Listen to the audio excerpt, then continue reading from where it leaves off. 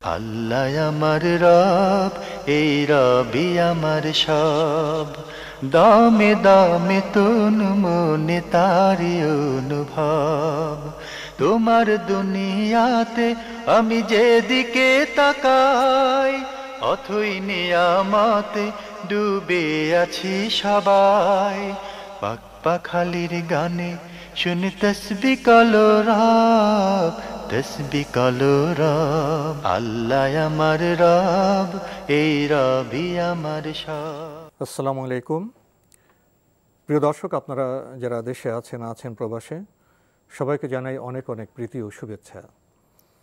শুরু হলো এনটিভি আয়োজিত এবং লাভ হিলো নিবেদিত অনুষ্ঠান আপনার জিজ্ঞাসা। আপনাদের সাথে আছি আমি জয়নুল আবেদিন আজাদ। আর আপনাদের মনে জাগা প্রশ্নের জিজ্ঞাসার জবাব দিচ্ছেন বিশিষ্ট আলেম ডক্টর মোহাম্মদ সাইফুল্লাহ।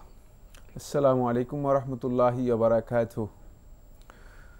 প্রিয় দর্শক, চলুন তাহলে জিজ্ঞাসার জগতে। শুরুতে একটি ইমেল পাঠিয়েছেন শেখ মোহাম্মদ রহমতুল্লাহ, ধানমন্ডি, ঢাকা থেকে। লিখেছেন, আপনার জিজ্ঞাসা আমার প্রিয় অনুষ্ঠান। আমি অনুষ্ঠান নিয়মিত দেখার চেষ্টা করি। আপনি আমাদের ধন্যবাদ জানিয়েছেন, আমরাও আপনাকে ধন্যবাদ জানাই। আমার একটি সমস্যা নিয়ে আপনাদের কাছে প্রশ্ন। আমি দীর্ঘদিন ধরে অসুস্থ, ডায়াবেটিক। ডাক্তার আমাকে মিষ্টি খেতে নিষেধ করেছেন, অথচ মিষ্টি আমার খুবই প্রিয়। মিষ্টি না খেলে মনে হয় আমি আজ খাবারই খাইনি, খুব খারাপ লাগে। যে করেই হোক আমার মিষ্টি চাই। রাসূলুল্লাহ সাল্লাল্লাহু আলাইহি ওয়াসাল্লাম মিষ্টি পছন্দ করতেন, আমিও করি। আমি কোনোভাবেই মিষ্টি ছাড়তে পারছি না। এখন আমার কি করণীয়? দয়া করে উত্তর দিলে কৃতজ্ঞ হতাম। না, আপনার ডায়াবেটিস, আপনি মিষ্টি খাবেন না আর। এখন কারণ ডায়াবেটিস এর রোগী যদি নিয়মিত মিষ্টি খান তাহলে আপনি সবচেয়ে বেশি ক্ষতিগ্রস্ত হবেন। এখানে সংযম দরকার, সংবরণ দরকার। আপনি এত অস্থির হওয়ার কোনো কারণ নেই যে মিষ্টি আমার চাই, আমাকে মিষ্টি খেতেই হবে না। কারণ আপনাকে সুস্থতার জন্য যেটি আপনার জন্য নিষিদ্ধ সেটা খাওয়াটাও হারাম। মানে নিজের ক্ষতি করা হারাম হতে নিজের ক্ষতি করা হারাম, তো সে বস্তুটাও হারাম হয়ে যাবে, সে বস্তুটা বিশেষ ক্ষেত্রে। মানে এখন তিনি অধিক পরিমাণে মিষ্টি খেলে তো মানে তার মানে অল্প দিনেই তিনি ক্ষতিগ্রস্ত হয়ে যাবেন। যেহেতু ডায়াবেটিসের রোগীর জন্য মিষ্টি খাওয়াটাই হচ্ছে ক্ষতিকর, এবং এত নিশ্চিত ক্ষতিকর যে সে অল্প দিনেই মূলত মানে শারীরিকভাবে সম্পূর্ণরূপে ভেঙে পড়বে। তাই এই জন্য সেটা মানে আপনার জন্য নিষিদ্ধ কাজটি আপনি করতে চেষ্টা করবেন। আবার রাসূল সাল্লাল্লাহু আলাইহি ওয়াসাল্লাম দলিল দিবেন না। রাসূলুল্লাহ সাল্লাল্লাহু আলাইহি ওয়াসাল্লাম তো ডায়াবেটিস ছিল না। সুতরাং আপনি ডায়াবেটিস মুক্ত হওয়ার জন্য চেষ্টা করুন প্রথমে, তাহলে আপনি মিষ্টি খেতে পারবেন। আর যদি ডায়াবেটিস থাকে তাহলে মিষ্টি থেকে নিজেকে দূরে সরিয়ে রাখুন। মিষ্টি খাওয়ার কোনো সুযোগ নেই। এটি আমাদেরকে অনেক বিষয় আছে যেগুলোর ব্যাপারে ধৈর্য ধারণ করতে হবে। শুধুমাত্র প্রবৃত্তির অনুসরণ করলে চলবে না, শুধুমাত্র নিজের মানে জিহ্বার স্বাদের দিকে তাকালে চলবে না। মানে খেয়াল রাখতে হবে যে মানে আমার যদি কোনো বিষয় নিষেধ হয় কোনো কারণে, মানে আমি যথাসম্ভব চেষ্টা করব সেগুলো পরিহার করার জন্য, বর্জন করার জন্য। ইসলামী শরীয়ত কিছু কিছু বিষয়কে নিষেধ করেছে, সেগুলো তো হারাম কোনো সন্দেহ নেই। কিছু কিছু বিষয় আছে ব্যক্তির মানে সুনির্দিষ্ট কারণে ব্যক্তির জন্য নিষিদ্ধ। ব্যক্তির জন্য নিষিদ্ধ এই কাজগুলো কিন্তু মানে ক্ষতিকর হওয়ার কারণে নিষিদ্ধ। সুতরাং এগুলো থেকেও নিজেকে বিরত রাখতে হবে, এগুলো থেকে বিরত রাখতে হবে। এটাই ইসলামের নির্দেশনা, লা দরারা ওয়ালা দিরার। রাসূল সাল্লাল্লাহু আলাইহি ওয়াসাল্লাম স্পষ্ট করে দিয়েছেন, ইসলামের বক্তব্য স্পষ্ট যে নিজেরও ক্ষতি করা যাবে না, অন্যেরও ক্ষতি করা যাবে না। সুতরাং কেউ যদি নিজের ক্ষতি ইচ্ছাকৃতভাবে করে থাকেন, তিনি হারাম কাজ করলেন। তাই এই কাজটি আপনার জন্য জায়েজ নেই। আপনি আমাদের উপর অসন্তুষ্ট হবেন না, মিষ্টি পরিহার করুন, একটু সংযত হন। আপনার জন্য তো আমার দুঃখই লাগছে। আমাদের দোয়া করি আপনি ডায়াবেটিক মুক্ত হন, এবং তারপরে আপনি হালাল জিনিস মিষ্টি অবশ্যই আপনি খাবেন। তো ভাই, এটা কেমন? আমার রাসূল ইসলাম মিষ্টি খেতেন, পছন্দ করতে, এটা জানি, কিন্তু রাসূল ইসলাম আরো অনেক কথা তো আমরা জানি না। জানো তো আমরা এই উদাহরণটা দলিলটা দিতাম না। আর রাসূল সাল্লাল্লাহু আলাইহি ওয়াসাল্লাম ডায়াবেটিস ছিল না, সুতরাং তিনি ওইটাও খেয়াল রাখতে হবে তাকে। ভাই, আপনার প্রতি আমরা সমবেদনা জানিয়ে অনুরোধ করছি, মিষ্টি খাবেন না, সুস্থ হন, তারপরে ইনশাল্লাহ মিষ্টি খাবেন। এবার আমাদের হাতে আরও একটি ইমেইল। এটি যিনি পাঠিয়েছেন নামটা উনি সেভাবে দেননি, তাই আমার নামটা পড়ছি না। লিখেছেন, কোরআন নাকি তার হক আদায় না করলে আল্লাহর কাছে অভিযোগ করবে, এরকম কথা কোনো সহি হাদিসের মাধ্যমে পাওয়া যায় কি? আর যদি পাওয়া যায়, আমরা যারা সাধারণ মানুষ, যারা কোনো রকমে হয়তো কোরআন পড়তে পারি, তারা কিভাবে কোরআনের হক আদায় করতে পারি? ধন্যবাদ ভাইকে, গুরুত্বপূর্ণ প্রশ্ন করেছেন। আসলেই এই প্রশ্নটি খুবই ইম্পর্টেন্ট। কোরআনে কারীম আল্লাহর পক্ষ থেকে অবতীর্ণ কিতাব, কিয়ামত পর্যন্ত আগত বান্দাদের জন্য এটি অত্যন্ত গুরুত্বপূর্ণ কিতাব, দিক নির্দেশনা, গাইড বুক। কোরআন থেকে আমরা হেদায়েত নেব, কোরআন তেলাওয়াত করব, কোরআনের যে হুকুকগুলো রয়েছে, রাইটসগুলো রয়েছে, অধিকারগুলো রয়েছে, সেগুলো আমরা আদায় করব। এই হক আদায়ের ক্ষেত্রে মূলত আমাদের সর্বোচ্চ প্রচেষ্টা চালাতে হবে। এই প্রচেষ্টা যত আপনার দুর্বল হবে, যত ঘাটতি থাকবে, ততই আপনি কোরআনের হকের ক্ষেত্রে আপনার কমতি রয়েছে, ঘাটতি রয়েছে, সেটা প্রমাণিত হবে। কোরআন তেলাওয়াত আমাদের একটি হক। কোরআন সুন্দরভাবে তেলাওয়াত, বিশুদ্ধ তেলাওয়াত, এটি কোরআনের একটি গুরুত্বপূর্ণ হক। কোরআন বুঝা কোরআনের গুরুত্বপূর্ণ একটি হক। কোরআন বুঝে কোরআন থেকে হেদায়েত গ্রহণ করা, এটা গুরুত্বপূর্ণ একটি হক। এই হেদায়েত অনুযায়ী নিজের আমল পরিবর্তন করা, আমল জারি করা, এটা কোরআনের গুরুত্বপূর্ণ একটি হক। এরপরে এই আমল এর দিকে মানুষদেরকে আহ্বান করা, কোরআনের দিকে দাওয়াত দেওয়া, এটা কোরআনের গুরুত্বপূর্ণ একটি হক। এই কোরআনের এই আমলকে সমাজ, দেশে এবং রাষ্ট্রে এবং ব্যক্তি জীবনের সকল ক্ষেত্রে এটাকে প্রতিষ্ঠা করা, এটাও কোরআনের গুরুত্বপূর্ণ একটি হক। এটা কোরআনের সাথে সম্পৃক্ত। তাই এই যে হুকুকগুলো রয়েছে, এগুলো কোরআনের অত্যন্ত গুরুত্বপূর্ণ হক এর মধ্যে অন্তর্ভুক্ত। এখন আপনি চেষ্টা করবেন যে কতটুকু আপনার পক্ষে সম্ভব হচ্ছে। আপনার প্রচেষ্টা থাকবে ওই কোরআনে কারীমের যে হুকুকগুলো আছে, রাইটসগুলো আছে, অধিকারগুলো আছে, সবগুলো আদায় করা। কিন্তু যতটুকু চেষ্টা বা সম্ভব ততটুকু আদায় করার জন্য চেষ্টা করবেন। এখন আপনি বিশুদ্ধ তেলাওয়াত করার জন্য চেষ্টা করবেন। আপনি এই কথা বলার সুযোগ নেই যে আমি সাধারণ বান্দা। না, সাধারণ বান্দা আর অসাধারণ বান্দার বিষয় নয়। কারণ এই কিতাব আপনার প্রতি অবতীর্ণ হয়েছে। এই কিতাব যেমনিভাবে মুহাম্মদ সাল্লাল্লাহু আলাইহি ওয়াসাল্লাম নিয়ে এসেছেন, এটা শুধুমাত্র আলেমদের জন্য নয়, এটা আলেমদের জন্য, আলেমদের জন্য, এটা সাধারণ মানুষের জন্য, শিক্ষিত মানুষের জন্য, অশিক্ষিত মানুষের জন্য, অর্থাৎ প্রত্যেকটি মানুষের জন্য। সুতরাং এর হকগুলো প্রত্যেকটি মানুষকে অবশ্যই আদায় করতে হবে। এর আদায়ের জন্য সর্বোচ্চ চেষ্টা করতে হবে। আর যদি সেটি করতে না পারেন, তাহলে কিন্তু আপনি এর মুখোমুখি হবেন। এর মুখোমুখি হবেন অর্থ কী? অর্থ রাসূলুল্লাহ সাল্লাল্লাহু আলাইহি ওয়াসাল্লাম হাদিস দ্বারা প্রমাণিত হয়েছে। সেই হাদিসের মধ্যে রাসূলুল্লাহ সাল্লাল্লাহু আলাইহি ওয়াসাল্লাম স্পষ্ট করে দিয়েছেন, আল কুরআনু হুজ্জাতুন লাকা আও আলাইক। সহিহ মুসলিমের রাওয়ায়াতের মধ্যে এসেছে, রাসূলুল্লাহ সাল্লাল্লাহু আলাইহি ওয়াসাল্লাম ইরশাদ করেন যে কোরআন কিয়ামতের দিন হয়তো তোমার পক্ষে আসবে অথবা তোমার বিপক্ষে আসবে। এতে বোঝা যাচ্ছে যে কোরআন মূলত তোমার বিপক্ষে কিয়ামতের দিন দাঁড়াতে পারে। কোরআনের হক যারা নষ্ট করবে, তারা কিয়ামতের দিন কোরআনের হক নষ্ট করার কারণে কোরআন তাদের বিপক্ষে দাঁড়াবে, তারা কোরআনের মুখোমুখি হবে। অর্থাৎ কোরআন তাদের বিপক্ষে দাঁড়াবে, অর্থ হচ্ছে তারা বা বিবাদী হবে, আর কোরআন হবে তাদের বিপক্ষে বাদী হবে। সুতরাং এই অবস্থার মুখোমুখি হওয়াটা কত কঠিন সেটা আপনি খেয়াল রাখুন। এটা তো কিয়ামতের কথা। আবু দাউদের রওয়ায়াতের মধ্যে ওমর ইবনে খাত্তাব রাদিয়াল্লাহু বর্ণনা করেন, তিনি বলেন না, কিয়ামত নয়, কিয়ামত পর্যন্ত অপেক্ষা করার সুযোগ নেই। কিয়ামতের আগেও কোরআন মূলত আপনার আমার বিরুদ্ধে দাঁড়িয়ে যাবে। আপনার আমার বিরুদ্ধে দাঁড়িয়ে গিয়ে কোরআন আপনাকে আমাকে কোরআনের হক নষ্ট করার কারণে আপনাকে আমাকে শাস্তির মুখোমুখি করবে। ওমর ইবনে খাত্তাব রাদিয়াল্লাহু বর্ণনা করেন, তিনি বলেন, ইন্না হাযাল কিতাব ইয়াদাউ বিহিল্লাহু আকওয়ামান ওয়া ইয়ারফাউ বিহিল্লাহু আকওয়ামান ওয়া ইয়াদাউ বিহি আখারিন। যে কিতাবের মাধ্যমে আল্লাহ সুবহানাহু ওয়া তাআলা একদল লোককে সমুন্নত করবেন, মর্যাদাবান করবেন। কিতাবের হক যারা রক্ষা করবে, কিতাবকে সত্যিকার মর্যাদা দিবে, তাদেরকে সুউচ্চ মর্যাদা দিবেন, সমুন্নত করবেন। ওয়া ইয়াদাউ বিহি আখারিন, আর আরেকদল লোক যারা কোরআনে কারীমের হক নষ্ট করবে, তাদেরকে আল্লাহ রাব্বুল আলামিন লাঞ্ছিত করবেন, অপমানিত করবেন। তারা এই কোরআনের হক নষ্ট করার কারণে তারা অবদলিত হবে,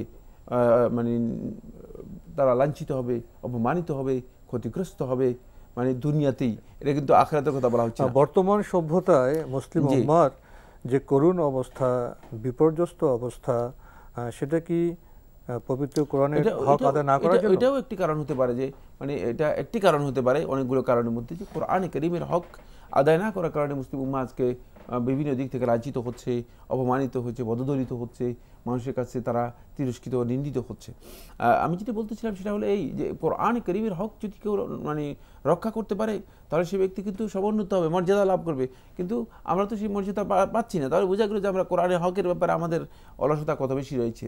আসলে এটা দুনিয়ার কথা, আখিরাতে কোরআন কারীম আপনাকে অবশ্যই কোরআন কারীমের মুখোমুখি হতে হবে। মুখোমুখি শুধু কোরআন কারীমের মুখোমুখি হবেন আপনি তাই না, বরং রাসূলুল্লাহ সাল্লাল্লাহু আলাইহি ওয়াসাল্লাম কোরআনের মধ্যে এভাবে বলে দিয়েছেন, আল্লাহ রাব্বুল আলামিন কোরআনের মধ্যে স্পষ্ট করেছেন যে কিয়ামতের দিন রাসূলও আল্লাহ রাব্বুল আলামিনের আদালতের মধ্যে মানে যারা এই কোরআনের হক নষ্ট করবে, কোরআনের হক আদায় করবে না, তাদের বিরুদ্ধে রাসূল নিজেও বাদী হয়ে যাবেন আল্লাহ তাআলার আদালতে। ওয়াকালা রাসূলু ইয়া রাব ইন্না কওমি ইত্তাখাযু হাযাল কুরআনা মাহজুরা, রাসূল বলবেন, হে আমার প্রতিপালক, হে আমার রব, ইন্না কওমি ইত্তাখাযু হাযাল কুরআনা মাহজুরা, যে আমার সম্প্রদায় যাদের কাছে এই কিতাব রেখে এসেছি, যাদেরকে এই কিতাব দিয়ে এসেছি, এই কিতাব গ্রহণ করার জন্য বলে আসছিলাম, তারা এই কিতাবকে পরিত্যক্ত করে রেখেছে, বর্জন করে দিয়েছে। এই কিতাবকে তারা যেভাবে গ্রহণ করার কথা ছিল, এর হকগুলো যেভাবে আদায় করার কথা ছিল সেভাবে তারা আদায় করেনি। শেখুল ইসলাম ইবনুল কাইয়্যিম রাহিমাহুল্লাহ তাআলা এর তাফসীরের মধ্যে উল্লেখ করেছেন যে হুজরানুল কোরআন অথবা হাজরুল কোরআন, কোরআনকে ত্যাগ করার দিকগুলো কি কি, কোন কোন দিক থেকে আমরা কোরআনকে ত্যাগ করেছি। আমরা তো জানি আসলে সকল দিক থেকেই তো আমরা কোরআনকে ত্যাগ করে আছি। আপনি যদি দেখেন কোরআনের শুধু তেলাওয়াতের দিকে তাকান তাহলে দেখতে পাবেন যে আমরা তো কোরআনের বিশুদ্ধ তেলাওয়াত পর্যন্ত করি না, তেলাওয়াত পর্যন্ত আমরা কোরআনে পৌঁছতে পারিনি। এটাই কোরআন বর্জনের মানে সর্বপ্রথম দিক আমাদের কাছে রয়ে গিয়েছে। তাই যারা কোরআনকে বর্জন করেছেন অথবা কোরআনের হক নষ্ট করেছেন তারা কিন্তু তিন দিক থেকে ক্ষতিগ্রস্ত হবেন। দুনিয়াতে তারা শাস্তির মুখোমুখি হবে, আখিরাতে তারা কোরআনের মুখোমুখি হবে, উপরন্তু আল্লাহ রাব্বুল আলামিনের আদালতে রাসূল সাল্লাল্লাহু আলাইহি ওয়াসাল্লাম তাদের বিরুদ্ধে বাদী হয়ে সেখানে বিচার দিবেন। সুতরাং এটি অত্যন্ত গুরুত্বপূর্ণ একটি বিষয়। আপনার কাছে ফিরে আসছে ইনশাআল্লাহ, এই বিষয়ে আমরা আরো কিছু কথা বলবো।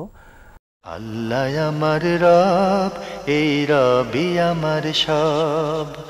আল্লাহ আমার রব, এই রবি আমার সব। কোরআনের হক আদায় প্রসঙ্গে আপনার কাছ থেকে কিছু অতি গুরুত্বপূর্ণ এবং মৌলিক কথা আমরা শুনেছি।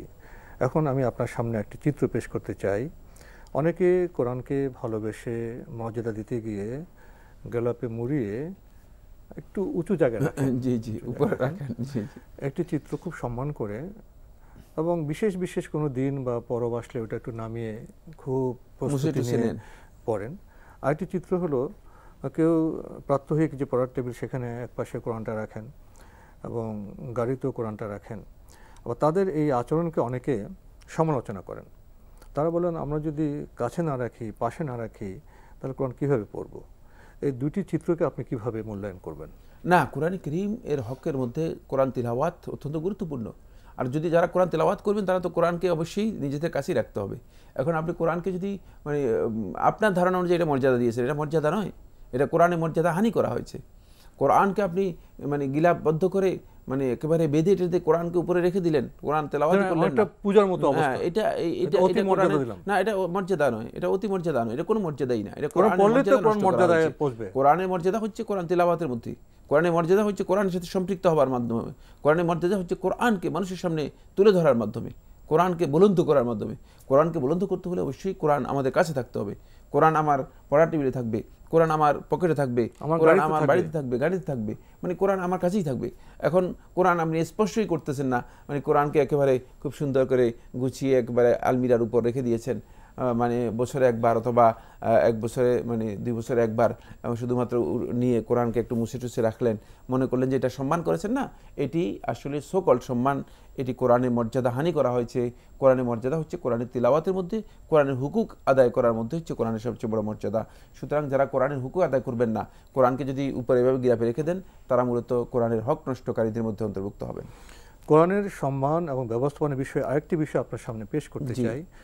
আমরা তো কোরআনকে আমাদের সাথে রাখবো, অনেক সময় জার্নি তো মানুষ কোরআন পড়তে চায়, সময় পায়। কেউ কেউ বলেন আমি পুরো যে সাহিফ পুরো আমি কোরআনটা না নিয়ে, কোরআন তো পারা আছে, বা ছোট করে দেখা যায় কোরআনের কোনো কোনো আয়াতের কোনো কোনো সূরা ব্যাখ্যা আছে, তা আমি সেভাবে নিয়ে যাই যাতে এটা ব্যবস্থাপনা সুন্দর হয়, কোরআন যেন কোনোভাবে তার সম্মানহানি না হয়। এই ব্যবস্থাপনাগত দিকে কি আমাদের দৃষ্টি দেওয়ার প্রয়োজন আছে?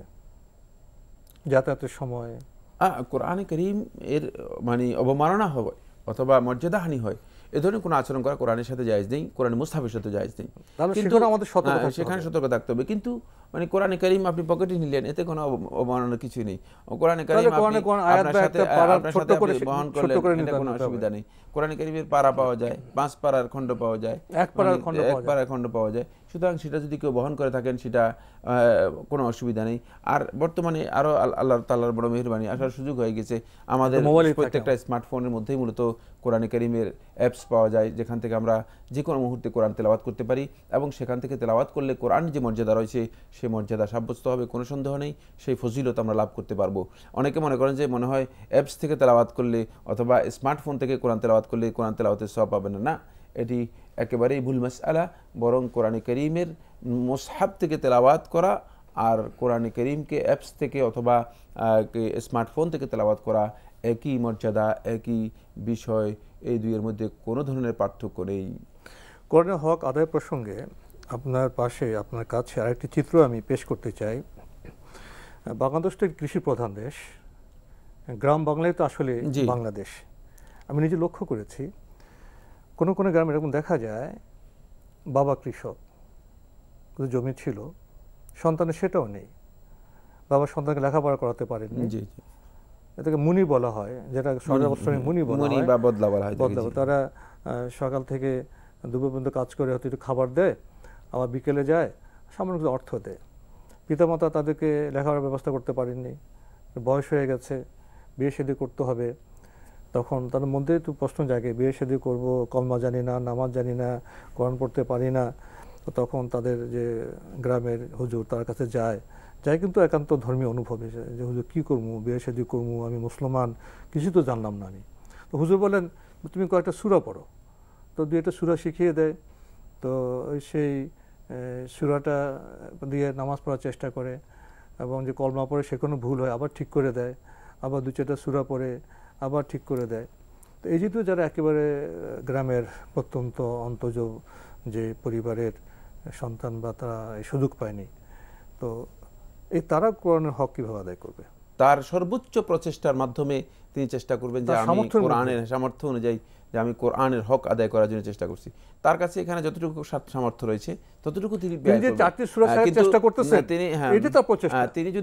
তিনি যদি প্রচেষ্টা না করে বসে থাকেন যে আমি আমার শিখার দরকার নেই, আমি শিখতে হবে, সর্বোচ্চ প্রচেষ্টা চালাতে হবে। এর মধ্যে যতটুকু সম্ভব হয় তিনি কোরআন তেলাওয়াত শিখলেন, কোরআনের অর্থ শিখলেন, একজন আলেমের কাছে গেলেন, জিজ্ঞেস করলেন যে এই আয়াতের অর্থ কি, আরেকজন আলেমের কাছে গেলেন যে এই বিষয়ে কোরআন কি বলে থাকে। কারণ এই ব্যক্তি, যে ব্যক্তির কথা আপনি বলেছেন, গ্রামের সাধারণ কৃষক, সাধারণ মুনি অথবা সাধারণ বদলা, আপনি এই ব্যক্তিকে দেখতে পাবেন যে সে দুনিয়ার পার্থিব কাজের মধ্যে কিন্তু তার মোটামুটি সবকিছু চালিয়ে যাচ্ছে। কিন্তু কোরআনের ক্ষেত্রে আসলে কেন সে চালাতে পারবে না? কোরআনের ক্ষেত্রেও সে পার্থিব জীবনে যেভাবে মানে সব কিছু চালাচ্ছেন, কোরআনের ক্ষেত্রেও সে এইভাবে চালানোর জন্য চেষ্টা করে যাবেন। সেক্ষেত্রে চেষ্টা করলে আল্লাহ সুবহানাহু ওয়া তাআলা আল্লাহর বান্দাদেরকে দেখবেন। ও আল্লাহ সারিল ইনসান ইল্লা মা সাআ, কোরআনে কারীমে আল্লাহ সুবহানাহু ওয়া তাআলা বলেছেন আল্লাহর বান্দাদের জন্য, মানুষদের জন্য মূলত তারা যা প্রচেষ্টা করবে সেটা তারা লাভ করতে পারবে। তাহলে সেক্ষেত্রে তারা তার প্রচেষ্টা অনুযায়ী আল্লাহ রাব্বুল আলামিনের কাছে আজর বা প্রতিদান পাবেন, কোনো সন্দেহ নেই ইনশাআল্লাহ তাআলা। আর সামর্থ্য বাড়িতে আল্লাহ কাকে ধরবেন না, প্রশ্ন করবেন না। মূল কথা হলো সামর্থ্যের মাধ্যমে আমাকে আন্তরিকভাবে চেষ্টা চালিয়ে যেতে হবে। প্রিয় দর্শক, তো আজকে আমাদের এখানেই শেষ করতে হচ্ছে। আপনাকে অনেক ধন্যবাদ। আপনাকে অশেষ ধন্যবাদ। প্রিয় দর্শক, আপনারা এতক্ষণ দেখছিলাম এনটিভি আয়োজিত এবং লাভ হলো নিবেদিত অনুষ্ঠান আপনার জিজ্ঞাসা। আমাদের অনুষ্ঠান আপনারা এনটিভি অনলাইনেও দেখতে পারবেন, ভিজিট করুন www.ntvbd.com। এছাড়া ইউটিউবে এবং আমাদের ভেরিফাইড ফেসবুক পেজে অনুষ্ঠান দেখতে পারবেন। আজকে শেষে এসে আমরা একটা চমৎকার প্রশ্ন পেয়েছি কোরআনের হক আদায়।